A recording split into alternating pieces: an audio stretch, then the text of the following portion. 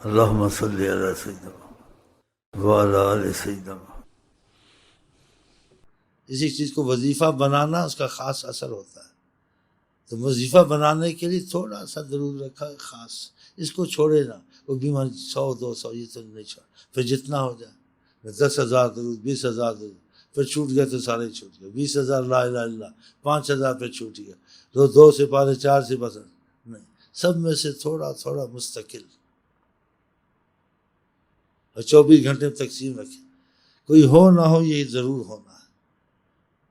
نبی کریم جس بات میں اہمیت دیں اس کی بہت بڑی اہمیت ہوتی ہے، لوگ کسی اچھی بات کی اہمیت دیں ہوتی ہے، لیکن آپ کی بات کی اہمیت سب سے علیحدہ ہے۔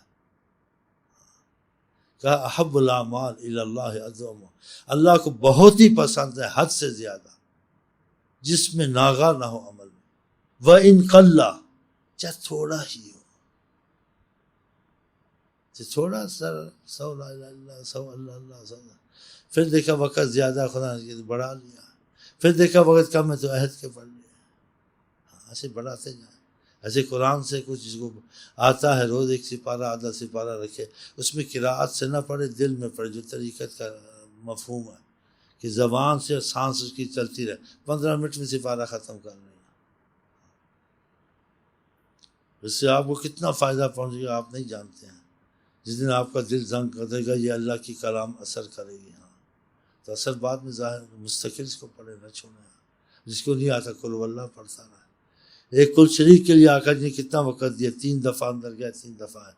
پھر کہا کہ جو کوئی تم سے پھر بتایا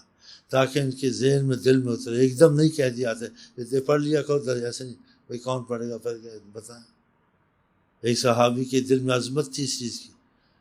جب اس کی وفات ہوئی تو آقا جس کی جنازے میں شامل ہوئے تو زمین پر پیر نہیں رکھتے تھے، انگلیوں پہ چلتے تھے، کسی کا پاؤں پورا آپ کیوں نہیں رکھتے؟ کہا فرشتے اتنے آ چکے ہیں یہاں کی جگہ نہیں ہے۔ کہا کیا کرتا؟ کہا یہ قل هو اللہ احد بہت پڑھتا تھا،